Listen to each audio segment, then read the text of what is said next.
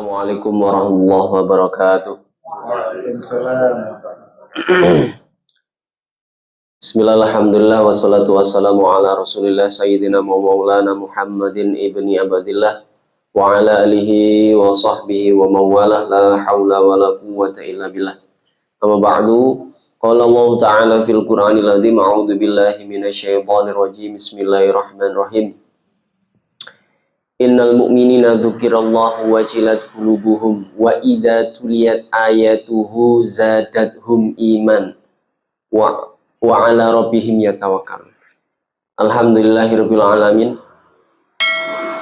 Segala puji bagi Allah yang telah banyak sekali memberikan nikmat pada kita.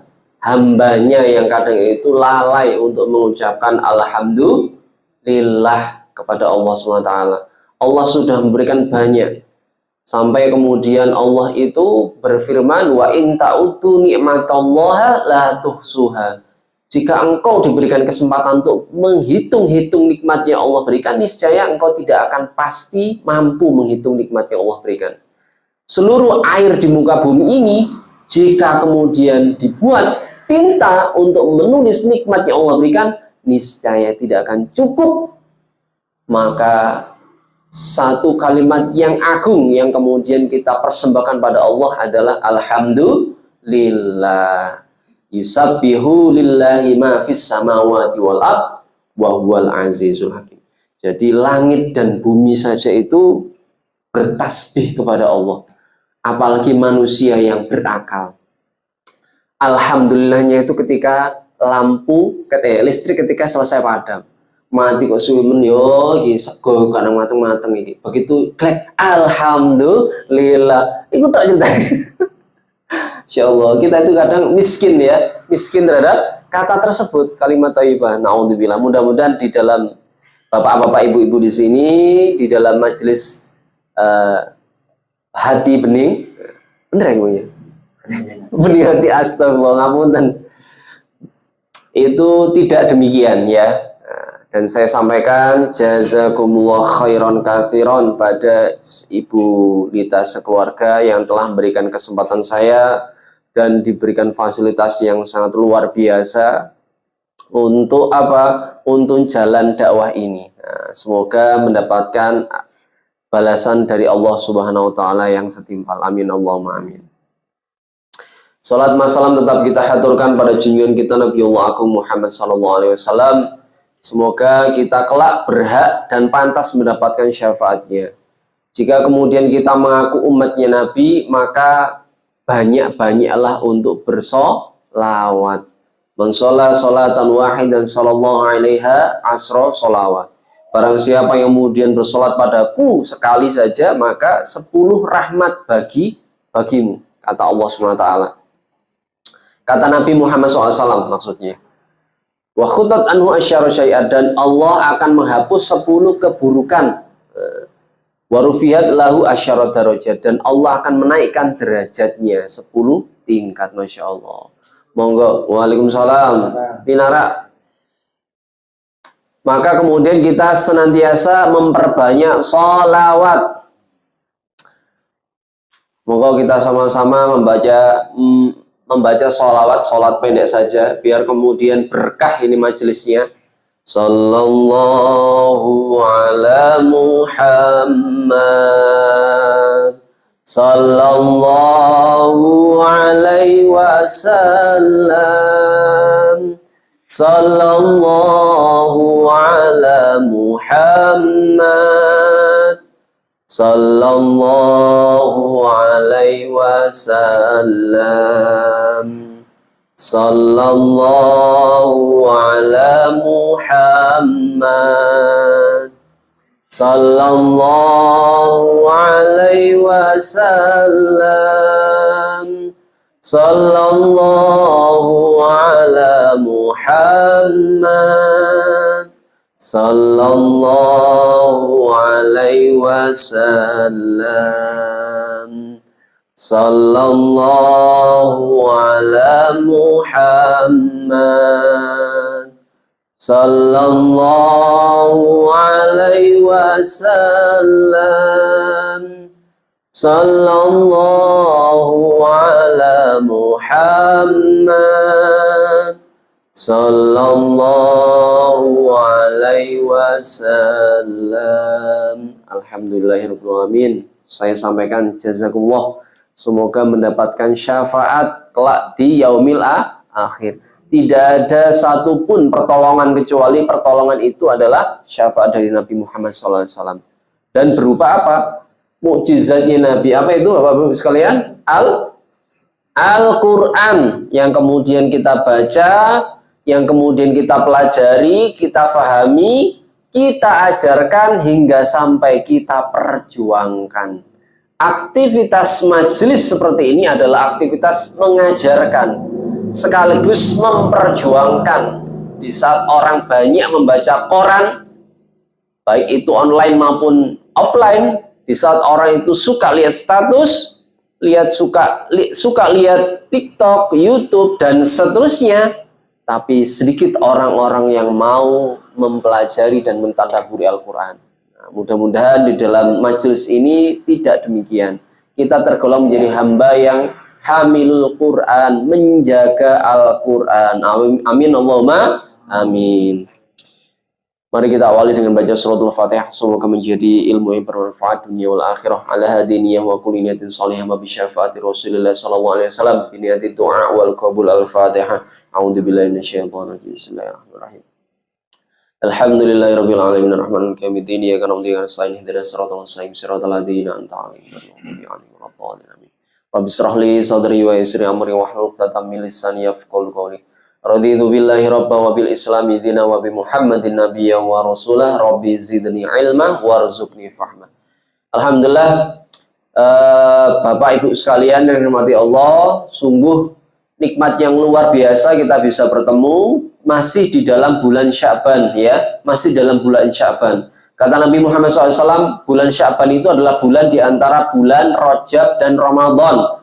Bulan Sya'ban itu banyak dilalaikan orang, bahkan Nabi saja itu memperbanyak puasa di bulan Sya'ban, begitu. Nek jare wong Jawa wis le aja poso iki sate bulan poso iki sampean kudu njogo kesaminane sampean. Keliru, malah justru Nabi itu memperbanyak puasa di bulan Sya'ban. Ya saat aku iku poso, apa-apa kerso gitu. Naudzubillah min dzalik, ya. Nah, mudah-mudahan Bapak Ibu sekalian di sini adalah orang-orang yang ahli di dalam berpuasa. Nanti di jannahnya Allah itu akan disiapkan pintu yang namanya Babur Royan, adalah pintu bagi orang-orang yang ikhlas ketika melaksanakan ibadah puasa. Masya Allah, amin Allahumma amin. Begitu. Kemarin saya membahas terkait dengan ciri orang bertakwa, ya, dan ini adalah menjadi cikal bakal yang namanya peta hidup Muslim, ya, takwa, ya. Kemarin di dalam surah Ali Imran, A'udzubillahi minasyaitonirrajim. Bismillahirrahmanirrahim. Wasyari'u ila maghfiratin mir rabbikum wa jannatin arduhas samawati wal ard uiddat lil muttaqin. Siapa orang muttaqin itu? Alladzina yunfikuna fis sarra'i wadh-dharra'i wal kadhiminal ghaidha wal 'afina 'anil nas.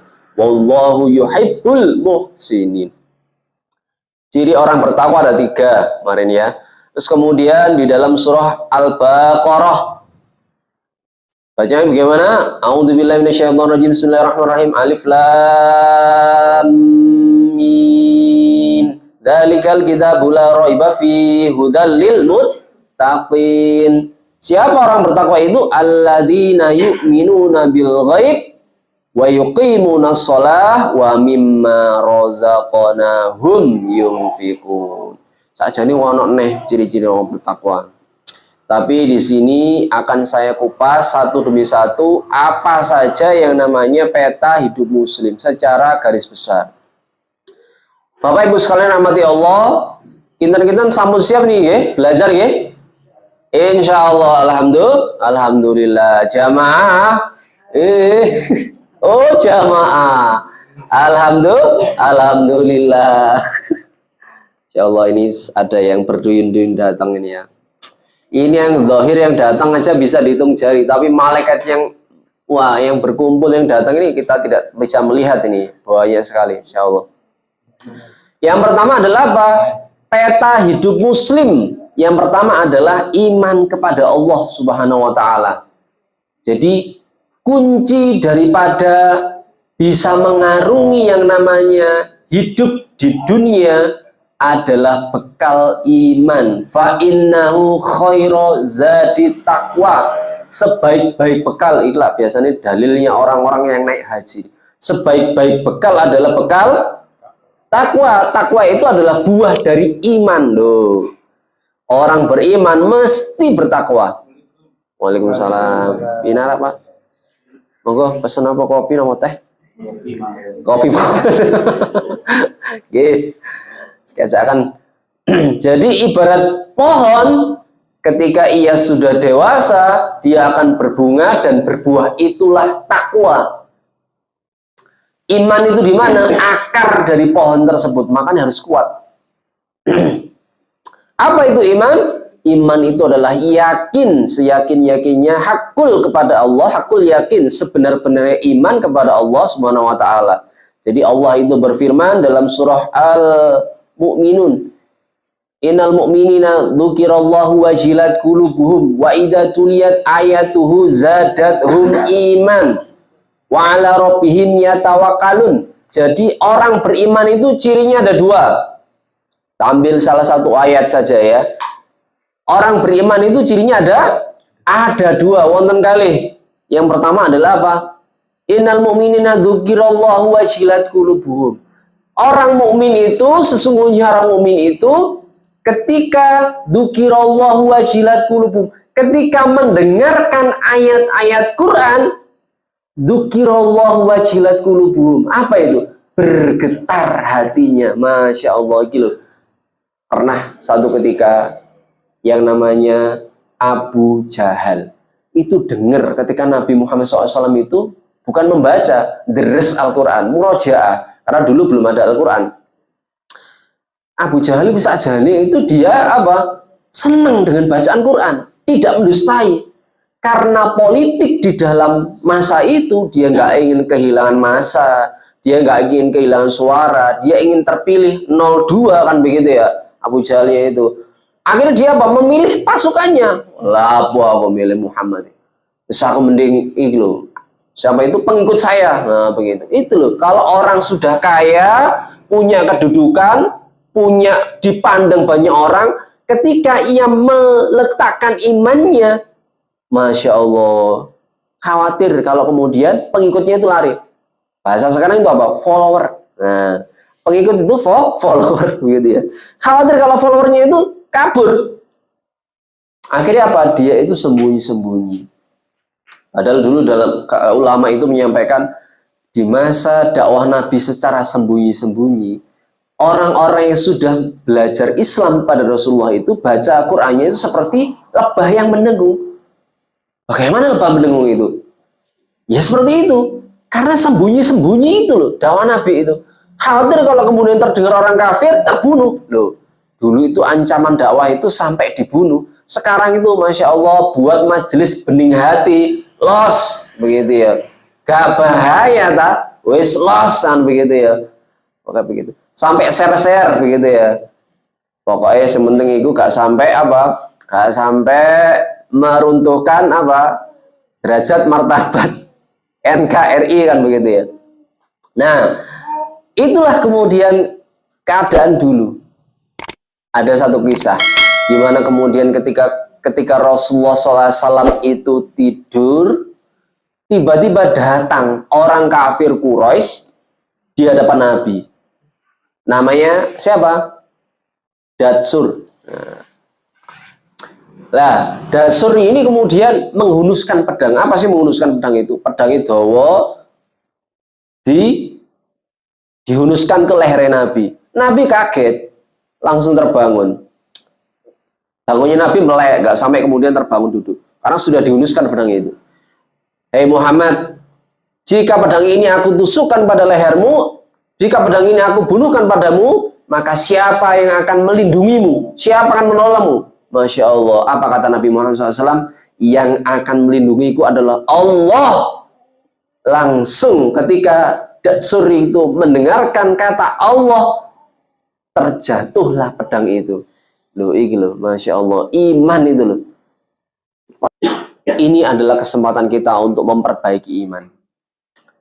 Memperbaiki iman kepada Allah Subhanahu wa taala. Nah, monggo sama-sama bahwasanya iman ini harus kuat, yang kemudian bisa melahirkan apa? Buah yang akan kita panen kelak nantinya. Amal ibadah kita itu adalah buah dari keimanan. Nah, ya. Satu tadi adalah iman, ya. Kira-kira di sini sudah paham ya terkait dengan hal ini ya. Peta hidup muslim itu harus apa? Mendalami yang namanya iman. Saya kasih kisah lagi. Dulu ada sahabiah pertama, ya, atau syahidah pertama. Siapa dia? Bapak Ibu tahu? Syahidah pertama yang mati di Mekah di masa-masa sulit Nabi. Kalau bisa jawab, tak kasih hadiah. Nginep 1 hari semalam di rumah sakit Saiful Anwar. Ayo, sinten sing sakit jawab. Dia adalah Sumaiyah, ibunya Yasir. Ibunya Amr, punya suami namanya Yasir. Ketika itu disiksa, ya. Sumaiyah itu disiksa oleh siapa? Orang-orang kafir pada waktu itu. Karena dia mempertahankan iman. Loh, pas pada waktu itu ceritanya halqahnya itu masih awal-awal, belum sampai mengenal ada perintah sholat, haji, belum, awal sekali, ya, dakwah Nabi ketika itu, dan dakwah masih sembunyi-sembunyi. Apa kata Nabi ketika menjumpai orang-orang demikian dari keluarga miskin itu? Sumaiyah ibunya, Yasir itu suaminya. Dia disiksa habis-habisan. Kemudian Nabi menjumpai, dari kejauhan menyampaikan, "Sobron ala Yasir, fa inna ma'idakumul jannah." Sabaro keluarga Yasir, sabaro Bu Sumayyah, sesungguhnya Allah telah mempersiapkan surga. Masya Allah. Kemudian Sumayyah apa? Berbicara, ya Allah, ya Rasulullah, aku gak tahan nih kak kira ngono. Karena dia sudah menikmati manisnya iman, ya. Apakah kemudian Sumayyah itu menjawab bagaimana? Wis aku tak murtad ya Rasulullah. Tidak. Dia justru mempertahankan keimanannya. Dia menjawab bagaimana? Fa innaha dhahiru amami ya Rasulullah. Sesungguhnya surga itu tampak di hadapan saya Rasulullah. Insyaallah, nangis. Itu loh, Sumayyah sikat belajar Islam, wis dipersekusi. Mulai pengajian dibubarno karo ban serep begitu ya. Itu Sumayyah sampai di situ pengorbanannya, dan akhirnya di dalam sejarah disampaikan Sumayyah ditombak kemaluannya, ngapunten, ditombak kemaluannya, dan kemudian ia adalah syahidah pertama sama bapaknya Yasir. Sing Amr anake ya sama, ditawan, disiksa untuk kemudian murtad begitu. Sampai kemudian ia menyampaikan satu hal yang itu di luar daripada hatinya, agar dia itu bisa terbebas, dan ia menangis pada Rasulullah, ya Rasulullah, saya tadi telah murtad, menyampaikan saya akan menyembah Lata dan Uzza begitu. Kemudian ia menangis. Ya sudah, sesungguhnya engkau itu berbicara tidak berdasarkan hatimu begitu, tapi dia ingin lepas dan keluar begitu. Itu Bapak Ibu sekalian. Belum lagi Bilal bin Rabah. Bapak Ibu kenal Bilal bin Rabah? Kenal? Bu, kenal Bilal bin Rabah? Bilal bin Rabah kenal? Wah, ya Pak. Nggih, nama Bilal itu Masya Allah ya, sampai sekarang itu masuk dalam tulisan di ketamilan ya, Bilal Pak Gatot, nah begitu ya, Muadzin Pak Isom gitu. Luar biasa. Nama Bilal itu ya. Bilal itu apa? Digulung-gulungkan, diterpa batu besar, di padang pasir yang panas, Masya Allah, panas dan tandus loh. Tapi dia menyampaikan satu kata apa? Ahad. So, posisi juragannya Bilal bin Rabah itu siapa? Namanya adalah Umayyah bin Khalaf. Ini juragannya Bilal bin Rabah yang kemudian nyiksa Bilal, dan endingnya Bilal sendiri yang membunuh Umayyah bin Khalaf tadi. Jadi inilah nikmat dan manisnya iman ketika dipertahankan. Ya. Bilal sampai kemudian kepanasan, kesakitan, tapi dia menyampaikan satu kata, ahad, ahad, satu, iki lho Allah, bukan 01, bukan maksudnya. Ahad, ahad, Masya Allah. Kita belum sampai takaran begitu, ya, belum sampai begitu kita itu ya. Paling nggak sampai, mas, sejalan gini, kalau nih masjid wong gendera hijau, begitu ya. Masjid gendera wong biru, begitu ya. Kalau mas yang gini, kalau ngomong politik tidak sampai demikian. Paling sampai demikian itu dok. Kalau sampai kemudian dalam tahapan apa? Aktivitas penghilangan nyawa, begitu. Naudzubillah min dzalik. Iman kepada Allah Subhanahu wa taala. Ini adalah poin pertama di dalam peta hidup muslim. Nggih. Bapak Ibu sekalian, rahmati Allah Subhanahu wa taala. Poin yang kedua adalah tidak ada slide. Poin kedua adalah kita harus konektif dengan Allah. Nah, bahasanya begitu, konektif dengan Allah. Kalau sudah iman, kemudian connect dengan Allah. Apa itu maksudnya? Kesadaran akan hubungan kita dengan Allah. Idrok silabillah. Loh ini loh. Kalau sudah connect, banyak orang itu beriman, tapi ketika ia bekerja, bermuamalah, beraktivitas di rumah, gak connect hatinya dengan Allah. Dia tetap bisa melakukan kemaksiatan. Alah kan sing wong roe Mas, gak apa-apa gitu ya. Dia tetap kemudian apa? Connect dengan Allah. Kisah apa yang kemudian bisa kita ambil? Kisah di masa Umar bin Khattab. Di masa itu adalah Umar sebagai khalifah. Ada pendagang susu asli, susu murni, nggak pakai nasional, susu murni saja, diperah begitu ya, dijual. Ternyata ada banyak pedagang lain. Agar dia mendapatkan keuntungan lebih, susu itu dicampur air, namanya air susu. Tapi yang dijual oleh ibu dan anak perempuan ini adalah susu murni tanpa nasional. Nah, akhirnya apa? Susu itu akhirnya kalah saing. Awalnya itu Masya Allah jualannya ibu tua ini dan anak perempuannya tadi itu apa? Wah, deras sekali, buanter. Pokoknya laris begitu ya. Kemudian banyak pedagang yang jualan ternyata dicampur susu itu. Ya. Akhirnya apa? Susu unta ya. Ya, mudah-mudahan kita nanti bisa meminum susu unta ya. Ikut travelnya Syiar Travel begitu ya. Minum susu unta harganya 5 real harganya begitu ya. Malah lebih murah daripada kencingnya unta gitu. Kencingnya itu unta itu harganya 10 real. Aku gumun, Masya Allah, kencingnya unta 10 real. Jadi nanti itu akan ada wisata sampai di peternakan unta, kita dihadapkan sama orang Arab Badui yang langsung di belakang itu ada unta. Dipereskan susunya itu dalam botol. Halal, 5 real gitu. Iya, seger tak ombe begitu. Alhamdulillah enak gitu ya. Ada teman saya yang beli kencingnya unta. Masya iki jarin obat ini, yes, minuman langsung muntah dia. Masya Allah, eman begitu ya. Tapi memang dijual di sana itu. Nah, susu unta ini kembali pada cerita.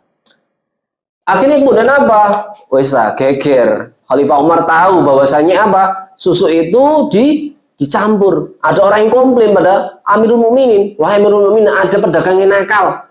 Susunya dicampur dengan air. Akhirnya apa? Disidak pasar itu loh. Ini loh, Masya Allah. Pemimpin yang apa? Yang langsung terjun.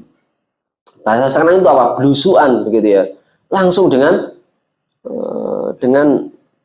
anak buahnya, dengan perangkatnya begitu ya. Lah, kemudian apa? Siapa yang kemudian menyalahi Allah dan Rasulnya, maka Umar sudah menghunuskan pedang. Maka jangan biarkan pedang ini bisa memenggal leher kalian begitu. Orang-orang sudah pada takut itu di pasar itu. Ketika Umar bin Khattab selaku Amirul Mukminin, kepala negara, menyampaikan demikian. Lah, si ibu dan si anak perempuan tadi itu sampai terbesit hatinya. Ibunya terbesit. Nah, bagaimana jualan kita semakin hari semakin lesu, gak ada yang beli. Kalau kita juga sama-sama ikut mencampur susu ini dengan air bagaimana? Masya Allah. Di saat itu Umar bin Khattab itu sembunyi-sembunyi mendengarkan percakapan itu. Anak perempuan dari ibu tadi menyampaikan, Bu, pembeli nggak tahu, tapi sesungguhnya Allah lah yang benar tahu aktivitas kita. Masya Allah. Umar bin Khattab langsung apa bahasa Jawa nulis dodo. Mapire arek iki tak pek mantu, ternyata bener dipek mantu. Kali sinten? Abdullah bin Umar bin Khattab. Jadi anaknya sendiri dinikahkan sama anaknya, Masya Allah. Jadi inilah ya, ketika kemudian si anak punya iman, takut kepada Allah, maka kemudian dia takut segalanya. Susunya dicampur air, gak gelem begitu ya. Nah, kalau sudah demikian berarti ada konektivitas dengan Allah Subhanahu wa taala begitu. Ada apa namanya? Ada hubungan dengan Allah Subhanahu wa taala. Ini sudah kategori ihsan. Jadi ketika engkau sholat, maka sholatlah seperti engkau dilihat oleh Allah Subhanahu wa taala. Lu berat loh seperti sholat seperti ini itu. Nek gak sholat iku lamcing setelah salam langsung keloncing begitu. Nggih ngapunten kula badhe wonten acara niki. Acara apa? Majelis bening hati. Oh, nggih pun, monggo kula sareng. Masya Allah luar biasa. Nek ngono kita melo pisan. Lah itu loh, ya. Jangan tahu yang namanya sahabat Nabi, ya, hidup di masa Nabi. Namanya kok lali aku, astagfirullahaladzim. Namanya Thauban. Ya. Namanya sinten? Thauban. Dia karena kedekatan dengan Allah, akan hubungan dengan Allah, jaraknya jauh. Ya. Dia tempuh sholat di Masjid Nabawi. Ya. Nabi nggak akan memulai sholatnya kalau kemudian seluruh jamaahnya itu sudah datang dan tertata rapi. Thauban itu matur suwun, kantun rokok.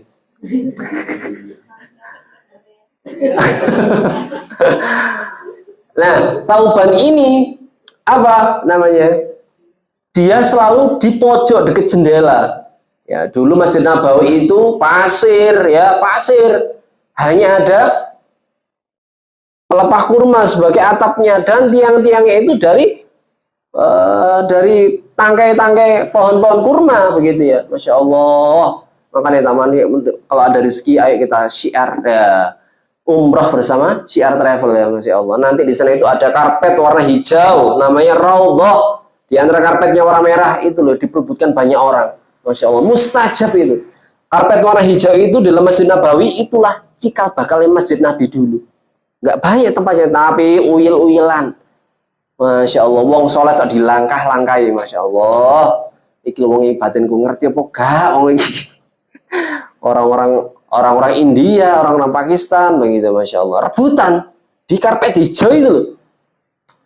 Selainnya Masjid Nabawi itu karpetnya merah sekarang, begitu ya. Dulu masih pasir. Begitu. Lah, Thauban itu di pojok dekat jendela, begitu. Satu ketika sholat subuh, Nabi belum memulai sholatnya. Kenapa? Melihat Thauban itu belum datang, begitu. Bertanya pada sahabat yang lain, kemana? Si Fulan, begitu. Belum datang ya wahai Rasul. Sampai ditunggu beberapa menit, kemudian ya sudah kita mulai saja sholatnya. Masya Allah, imam yang benar itu ya, Masya Allah, luar biasa. Sampai ngenteni jamaah ya. Saya kiku imam sholat itu seperti tukang. Imamnya teko daerah lain, imamnya teko pondok endi, teko Cemoro Kandang, teko kedung kandang, nah begitu ya. Jadi gak ngerti jamaah. Terus pokoknya bacaannya api, hafid iki, ya semuanya tak ceritanya. Pulang ya sudah, setiap bulan terima bayaran begitu, gak sampai kenal jamaahnya. Nabi enggak tahu satu persatu jamaahnya, dilihat satu persatu. Oh si Fulan belum datang, biasanya dia ndek gini. Thauban itu. Ternyata setelah sholat, ayo kita ke rumahnya Thauban. Ada yang tahu? Enggak ada wahai Nabi. Ayo kita tanya-tanya. Ternyata perjalanan dari Madinah, dari Masjid Nabawi ke rumahnya Thauban itu terbilang kurang lebih 3 jam perjalanan. Masya Allah. Kira-kira jauh dekat ibu-ibu sekalian? Bapak ibu sekalian? Jauh. Kita itu kadang rumahnya di Danau Limbutu, ya, Danau Tondano, nang majelis bening hati waras-warasan Pak Isom ya. Masya Allah, nek gak pas gak udan gak ono alasan begitu ya. Alhamdulillah ya. Nah, Thauban itu 3 jam perjalanan. Akhirnya kemudian apa? Rasul sampailah di rumah Thauban ya. Tanya karena belum ada Sherlock ya. Langsung datang ya. Ditemuilah istri Thauban. Assalamualaikum, waalaikumsalam. Apakah ini benar rumahnya Thauban? Iya, benar. Dia adalah suamiku. Kemana? Dinya, kok tidak hadir sholat subuh? Suamiku telah wafat. Innalillahi wa inna ilaihi raji'un. Thauban telah wafat. Istrinya menangis. Sahabat lain juga kaget loh. Biasanya Thauban itu, Masya Allah, nek subuh ngapunten Bapak Ibu sekalian. Subuh itu jam 4 katakanlah ya. Kalau perjalanan dari rumah Thauban ke Masjid Nabawi itu 3 jam, berarti perjalanan. Berarti Thauban itu berangkat ke Masjid Nabawi jam berapa? Jam 1. Itu loh, kalau tidak kesadaran akan hubungan kita dengan Allah, gak akan mungkin sampai. Kira-kira berarti kalau antara maghrib dan isya itu kurang lebih setengah sampai 1 jam. Apakah dia pulang? Enggak, berarti dia berada di masjid. Kalau dulu sama asar, ya ini cek pitakon ini. Boleh apa kayak gitu ya. Kemudian istrinya itu menyampaikan, tapi ada satu hal yang kemudian saya itu bingung. Sebelum suami saya itu meninggal, dia itu menyampaikan 3 hal yang buat saya itu bingung. Wahai Nabi, oh Dik, sampean ku apa ndelok suami sampean ku nyampe apa? Sampai no. Cara Jawa nih ngoten. Kemudian kemudian istri itu menyampaikan, istri Thauban menyampaikan, sebelum suami saya itu wafat, seketika sakaratul maut, dia menyampaikan, kenapa tidak semuanya? 1, kedua, kenapa tidak yang baru? 2, ketiga, kenapa tidak yang lebih jauh? Sakaratul maut itu menyampaikan demikian. Insya Allah. Kemudian Nabi Muhammad SAW dalam sirahnya, ya, dalam perjalanannya itu mendapatkan wahyu dari malaikat Jibril, langsung dikasih kabar dari Allah SWT dan langsung menjawab. Tapi sebelum menjawab, sahabat itu takon, ya apa wahai Nabi, kok ngono iku? Ya sih. Kemudian oleh Nabi dijawab, 1, ya, Thauban itu menyampaikan, kenapa tidak semuanya? Ketika Bapak Ibu sekalian rahmati Allah, ya, ketika nyawa itu dicabut mulai dari ujung jari jemari, ya, sampai kemudian di lutut, ya, ujung jari sampai di lutut, ya, perjalanannya, Masya Allah sakit sekali, ya, dari lutut sampai pusar, sakit sekali, pusar sampai tenggorokan, kemudian kan bagaimana sabda Nabi, istighfir malam yugorgir, beristighfarlah walaupun nyawamu itu sampai di tenggorokan, pasti akan diterima, begitu. Sampai di situ kemudian Thauban itu menyampaikan demikian. Dia dilihatkan oleh malaikat Jibril atas amalnya. Loh, Masya Allah, Bapak Ibu sekalian. Siapa yang mencabut nyawa? Malaikat siapa mencabut nyawa, Bapak Ibu sekalian? Malaikat? Jangan kenal malaikat Israel? Oh, saya aja belum kenal ya. Kontaknya aja saya belum punya kok. Bisa, aku gak kayak Sherlock, aku kayak Sherlock. Wah, gak bahaya. Bahaya ya, langsung berangkat ngoten. Jadi begini, malaikat Israel itu gak langsung independen. Malaikat Israel itu punya pasukan yang kemudian apa? Mencabut nyawa. Jadi malaikat Israel itu sebagai pengkomando. Nah, begitu ya. Dan malaikat Israel tidak sendirian. Dalilnya jelas, malaikat Israel itu bersama malaikat Jibril ketika mencabut nyawa. Malaikat Jibril mengepakkan sayap. Nek wong iku selamat di dunia iku amal soleh, api, iman, takwa. Bisa malaikat Jibril itu mengepakkan sayap sebelah kanan dan menggambarkan amal ibadah yang telah ia lakukan selama di dunia. Thauban itu ditunjukkan seperti itu dan kemudian tahu. Lah para biyen aku iku nyugi kopi tok.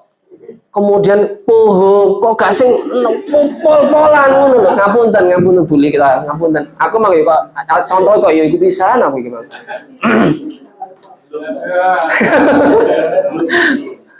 Oh, dereng ya, nah, begitu. Aku kok sedikit, ngono loh. Jadi Thauban itu menyesali atas semua amal ibadahnya, bukan menyesali atas kekafiran enggak, tapi kok ya sidik, ngono loh. Ada kota amal itu pura-pura turu nang masjid bapak-bapak sekalian pas waktu sholat Jumat itu ya. nek gak ngono kayak jurus pas ana njaluk-njaluk nyuwun Pak kayak jurus sepuroni. Nah, jurusnya ngoten Masya Allah kayak tenaga dalam sepuroni begitu ya. Lintune mawon begitu ya. Gak ngerti nek iku jelmaan malaikat kan begitu ya. Lho, saat iku biasanya pengemis iku sakut tak titeni bendino iki mesti wong iku. Wis aku wis kadung anu aku niteni begitu ya. Tauban itu begitu. Kok gak kenapa tidak semuanya? Maksudnya kenapa tidak semua yang kemudian ia infakkan? Dua, kenapa tidak yang baru? Pada satu ketika Tauban itu berangkat ke masjid. Kondisi dingin, ngoten lho nggih. Akhirnya apa? Sauban itu, Masya Allah, jenenge wong seneng ya, kelambi anyar ya. Kelambi anyar jalan jeruk, kelambi sing lawas kayak jobo. Ketemu sahabat, wah assalamualaikum, waalaikumsalam Sauban. Aku kademen ya, sampean gak iso nolong aku ah. Iki aku duwe kelambi, sampean gawe. Dikek kelambi sing jobo, sing lawas, ngoten lho ceritane. Kenapa tidak yang baru loh? Dia ditunjukkan pahalanya ngekei kelambi lawas saya pahalanya kok ingin dana nek kelambi anyar ngekei kopi pahalanya kok ingin dana yang kei